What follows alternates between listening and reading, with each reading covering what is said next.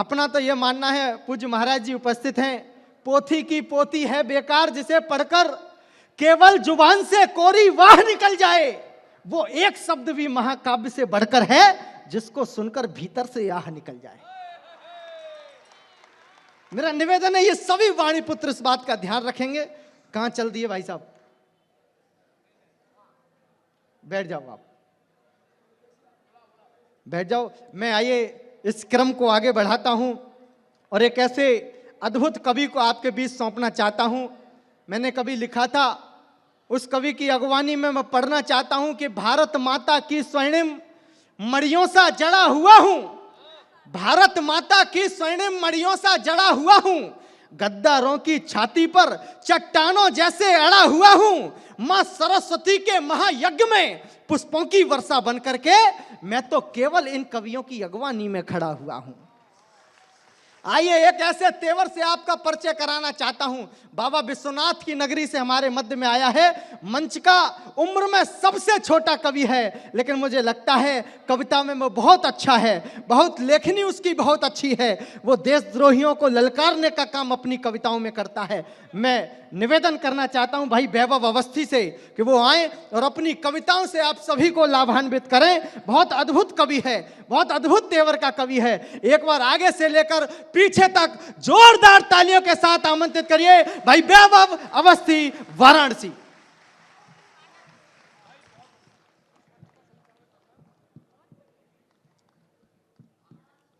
आदि से अनादि और अंत से अनंत राम शब्द अर्थ क्या करेंगे राम के बखान को। आहा, वाह। आदि से अनादि और अंत से अनंत राम शब्द अर्थ क्या करेंगे राम के बखान को।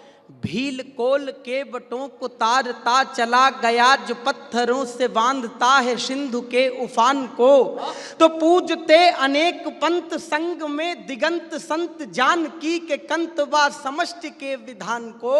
और पूजनीय शेष से महेश से दिनेश से जो पूजता हूं पहले उस विश्व के प्रधान को।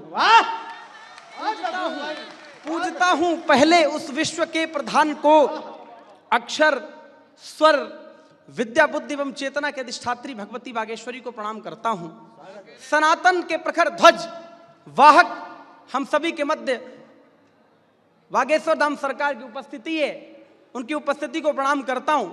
मैं उम्र में सबसे छोटा कवि हूं, मेरा कद पद सब कुछ छोटा है। मैं चार चार पंक्तियों के माध्यम से आपसे जुड़ने का प्रयास करूंगा, जहां पे आपको समर्थन लगे कि एक लड़के ने कुछ अच्छी ऐसी बात कह दी जिसका समर्थन किया जा सकता, तो आपका समर्थन मिले।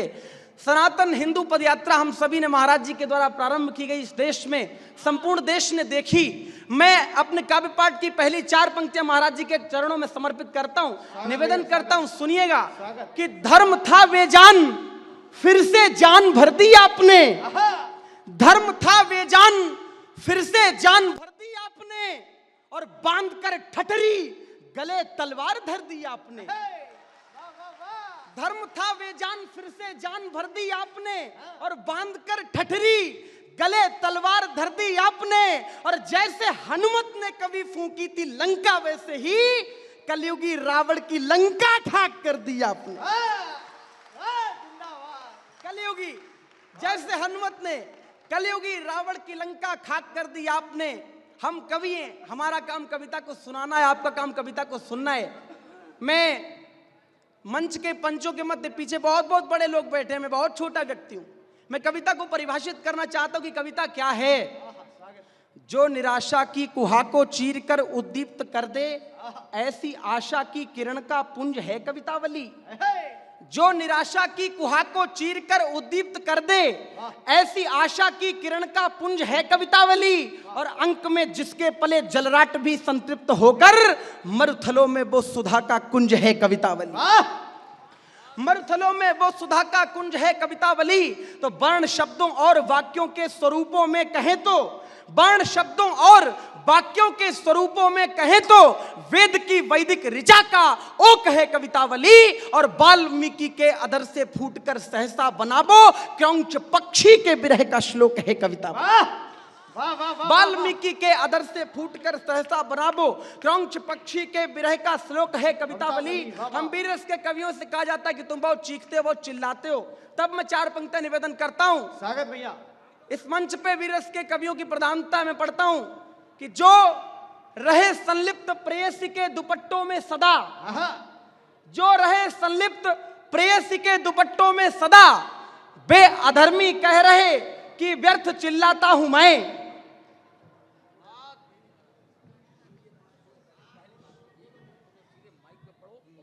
हमारे मध्य में परम पूज्य दीदी माँ की गर्मामयी उपस्थिति, उनके पूज्य चरण मंच पर विद्यमान हुए। आगे से लेकर पीछे तक प्रार्थना की तालियां एक बार होनी चाहिए परम पूज्य दीदी माँ के सम्मान में।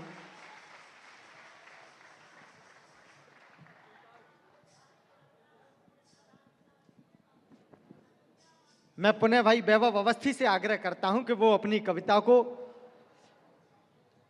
पढ़ें और आप आगे से लेकर पीछे तक एक बार जोरदार तालियां बजाकर आदेशित करिए भाई वैभव अवस्थी।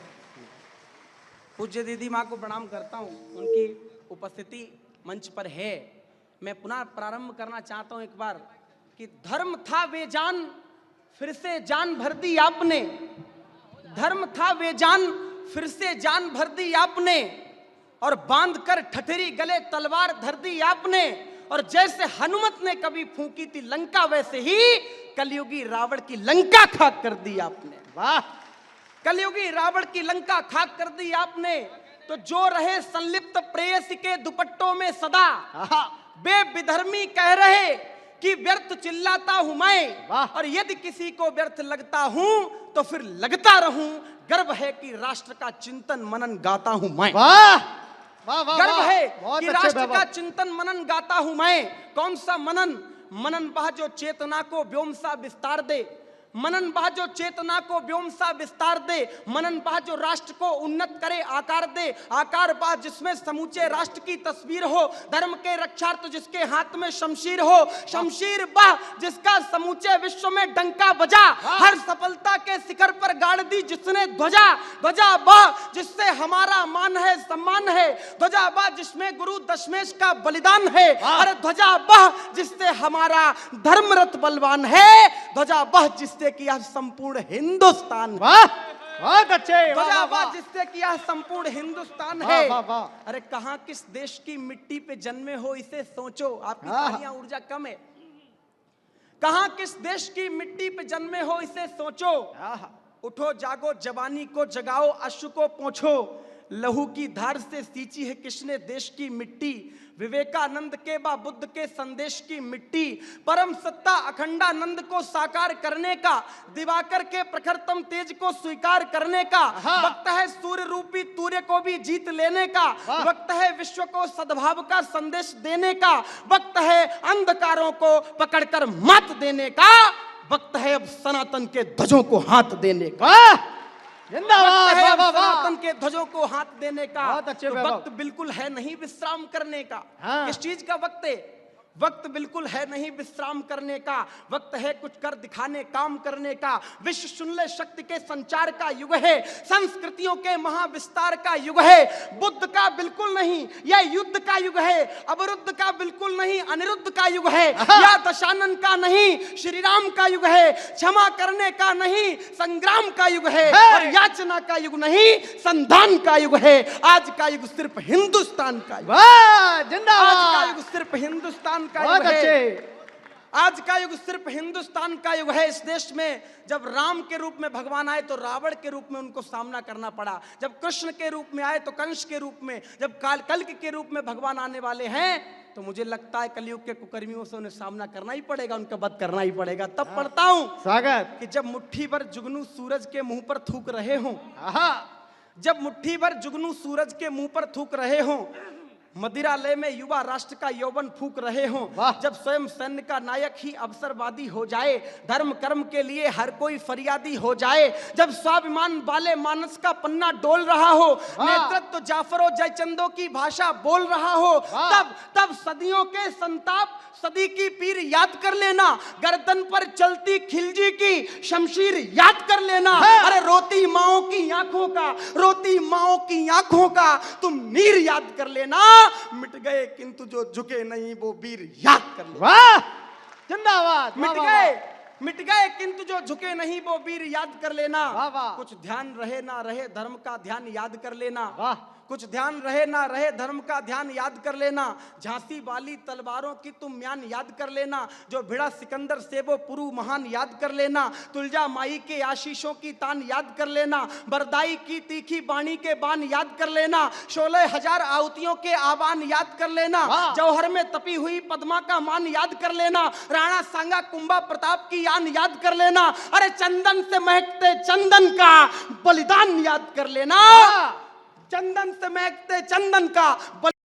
भाषण को प्रारंभ करने से पहले जय जय श्री राम का नारा देता है, तब मुझे लगता है कि सनातन का ध्वज पुनः उदय हो रहा है, पुनः वैश्वीकरण हो रहा है। अच्छा। तब मैं पढ़ना चाहता हूँ वर्तमान परिदृश्य को, पंक्तियां सौंपता हूँ कि चेतना आज चिंतन में मथी हुई है।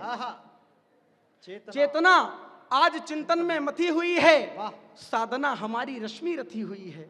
चेतना आज चिंतन में मथी हुई है, साधना हमारी रश्मि रथी हुई है। शक्ति ने हमें वरदान अभय सौंपा है, खुद महाकाल ने हमको नय सौंपा है। शोणित पीकर के शौर्य कुंड जागा है, हर मस्तक पर शिव का त्रिपुंड जागा है। सूरज के रथ के सब तुरंग जागे हैं, मन तेज बहुत हम मन से भी आगे हैं। औरंग और अकबर का नहीं समय है, याचना नहीं होगी रण होगा तय है। संकल्प अटल है दरा दाम करने का, माँ का किरीट ऊंचा ललाम करने का, त्रेता के परशु को प्रणाम करने का। लो समय आ गया राम राम करने का। वाह वाह वाह वाह। लो समय आ गया राम राम करने का। मैं अंतिम 2-3 छंद रख के अपना स्थान लेता हूँ। महाराज जी ने सनातन हिंदू पदयात्रा प्रारंभ की। इस देश में लोगों ने कहा कि राम का मंदिर नहीं बनेगा। तब पढ़ता हूँ राम को वनवास हुआ तो राम ने क्या किया। स्वागत भाई। राजपाट त्याग राज काननों का, जो चुना तो ताड़ का सुबाहुओं की भीति को मिटा दिया। वाह। राजपाट त्याग राज काननों का, जो चुना तो ताड़ का सुबाहुओं की भीति को मिटा दिया। लोक को विलोक शोक में किया अशोक, और रावणों के वंश की प्रतीति को मिटा दिया। तो रघुकुल की रीति रंग में सना जो अंग अंग, रीत के विहंग ने कुरीति को मिटा दिया। और राम अश्वमेध के तुरंग की उमंग देख, नीति के तुरंग ने अनीति को मिटा दिया। वाह वाह वाह वाह वाह वाह। बहुत अच्छे, बहुत अच्छा पढ़ रहे भाई। एक बार मुझे लगता है एक बार जोरदार तालियां होनी चाहिए, आपकी तालियां कमजोर पड़ रही हैं। बहुत अच्छे बाबा, बढ़िया पढ़ रहे हो। मोहता अनंग रूप रंग के गुमान को, अनंग को भी मोहता पयोद मेरे राम का। मोहता अनंग रूप रंग के गुमान को, अनंग को भी मोहता पयोद मेरे राम का। जन्म मृत्यु के युगीन बंधनों से मुक्ति हेतु ज्ञानियों ने ध्यानियों ने किया शोध राम का। वाह। तो 3 दिन बीते जो अनुनय विनय में, तब सागर ने देखा था क्रोध मेरे राम का। और घर का रहा न घाट का रहा है व्यक्ति वो, जो जिसने भी किया है विरोध मेरे राम।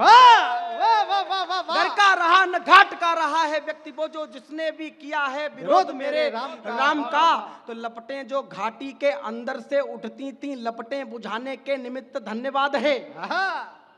लपटें जो घाटी के अंदर से उठती थी, लपटें बुझाने के निमित्त धन्यवाद है। धारा जो बन चुकी थी देश पे कलंक, उस धारा को हटाने के निमित्त धन्यवाद है। तो सैनिकों के शौर्य स्वाभिमान को जगाने और बालाकोट जाने के निमित्त धन्यवाद है। कालों के काल और कालों के काल महाकाल और राम जी का मंदिर बनाने के निमित्त धन्यवाद। वाह वाह। मंदिर बनाने के निमित्त धन्यवाद है। आज नरेंद्र मोदी जी का इस धरा पर आगमन हुआ। मैं एक निवेदन, एक अर्जी लगाना चाहता हूं इस मंच से कि पार्थ को दिया था कर्तव्य निष्ठता का ज्ञान, सारथी वो रण का रचैया अभी कैद है। वाह वाह वाह। मेरी अर्जी सुने बागेश्वर धाम। पार्थ को दिया था कर्तव्य निष्ठता का ज्ञान, सारथी वो रण का रचैया अभी कैद है। कालिया के काले कलंक का मिटैया, वो नाग का नथैया नचैया अभी कैद है। तो द्रौपदी के चीर का बचैया बढ़ैया और पांचजन्य शंख का बजैया अभी कैद है। खलन का खलैया और चक्र का चलैया श्याम, दाऊ जी का भैया कन्हैया अभी कैद है। वाह वाह वाह वाह वाह वाह।